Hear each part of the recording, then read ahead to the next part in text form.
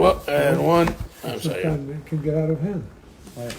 So the issue open page 170. Thank you. There it is. Daily Parsha Insight. It says את חג המצות תשמור, 7 ימים תאכל מצות כאשר ציוויתיך למועד חודש האביב, כי בו יצאתם מצרים ולא יראו פני ריקם. You must observe the festival of matzot. For 7 days you must eat matzot, as I have commanded you at the appointed time in the month of the beginning of the ripening. For that season you left Mitzrayim, you left Egypt, you must not appear before me empty-handed. In the Torah, the festival is usually referred to as Chag HaMatzot, the festival of Matzot. In common usage, however, we almost always call it Pesach, Passover. Don't say Chag HaMatzot. We don't call it that. Torah calls it Chag HaMatzot. According to Rabbi Levi Yitzchak of Baldichov, the lover of the Jewish people, this is because God, in His book, the Torah, wishes to stress the greatness of the Jewish people. He therefore focuses on matzot. Torah wants to focus on the greatness of the Jewish people, and that's why it says Chag HaMatzot, which they had to bake and eat because they left Mitzrayim in such haste that there was no time for the dough to rise.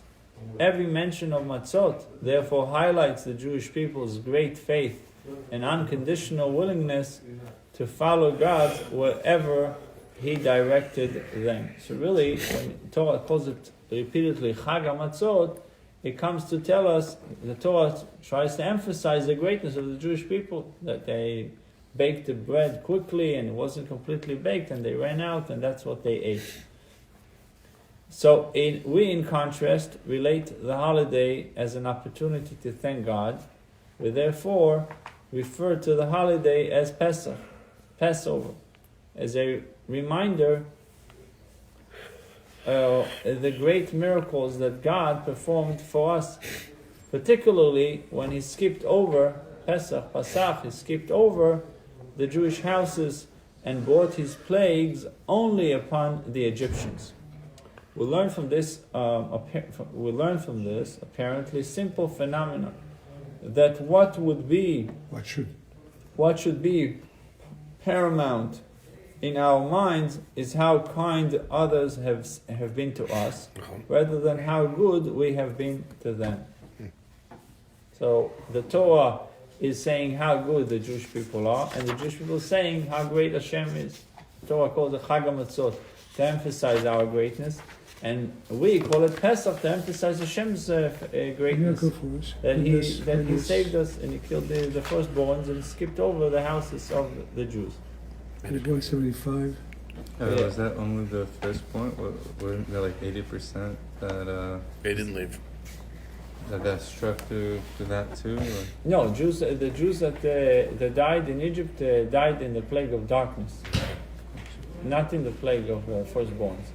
And that was really, Hashem did it this way specifically. The commentators say that He didn't want the Egyptians to think that we are being afflicted like they are. So in the plague of darkness, when they didn't see a thing, the Jews who didn't want to live died, and they were buried. And when the Egyptians were able to see again, they didn't know about this whole thing. They didn't know about it. It was two levels. Within the plague of darkness, there was two stages. There was a stage that they could not see, and a stage that could not move.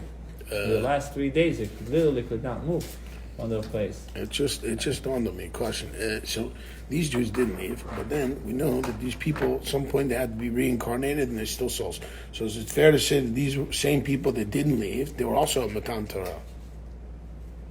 Their souls were there, even though they didn't leave physically in a goof. They left.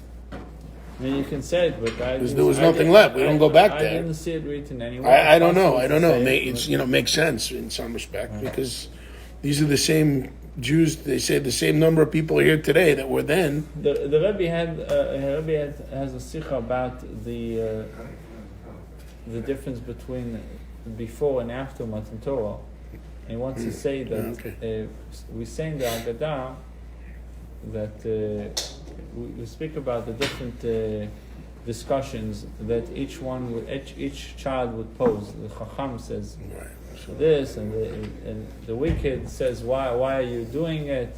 What's the point of doing it? And one of the responses to him, it says, if you were there, you wouldn't be redeemed. Right? That's the answer to the wicked. The Haggadah, you read it in the Haggadah. Sure. It says, Rasha ma omer, Rasha, what does the wicked say? Ma avodah zot lachem, what are you doing? And what is the response? And Molo, if you were there, you wouldn't be redeemed. Okay. So the Rabbi said that it says specifically, if he was there, he wouldn't be redeemed, because it was prior to Matan Torah. But once Matan Torah was given, there's such covenant with the Jewish people, regardless of the situation. That group. Regardless of the situation after Matan Torah, if you made it to after Matan Torah, regardless of who you were, you will be redeemed. Only if you were there, Ilu Haya Sham. So if you were then, there, you wouldn't be taken and the out. future souls But of their once children. Matan Torah took place, and So from that point on, everything was different for the future souls to come into the being. But beforehand, so that's it's a different story with the I people. thought that would be maybe responding to your question. Yeah, kind of. somewhat, I didn't think about that it. after Matan Torah, that's it. There's two. Because they always make that. From that stage, there was a covenant with the Jewish people, like the marriage. Right, like it became a contract. It was a contract with the First Jewish contract people. was Hashem's giving John. us the Torah, Right. and it created a bond with us. It can never be. As I always say, there's the same number, roughly the same, 15 million. Right now, there was maybe 14, 15 million, or I don't know the number, obviously, in Egypt at that time, and it's almost the same number of Jews in the world that were there then, right now. Possibly. I don't know. Anyway, so 175. When men quarrel and hit a pregnant woman, Oh, gosh. and her child goes out, but there's no fatality, meaning he caused the birth to happen before the time, but there's no death, there's no fatality. He shall surely be punished when the woman's husband makes demands of him. Okay, so the two men who are quarreling are actually quarreling over the fate of the woman. One is the angel Michal, who speaks in defense of the Jewish people. The other is the force of evil that raises accusations against them. Who is them? The Jewish people. Okay. The result of their struggle is that Knesset Yisrael, which is the assembly of the Jewish people, the heavenly sources of the souls of the Jewish people is hit, and its children, the Jewish people, are sent out into exile. At the end, however, the force of evil will be punished by the woman's husband, God Himself, when He redeems His children from their exile. So this is from the Zohar. So who is the Jewish people are the women, right? The children are being struck by the evil inclination, by the angel of accusations. The time of payment, that Hashem will exact punishment from the other side, will be in the time of Mashiach, when He redeems His children from their exile. Thank you, Rabbi.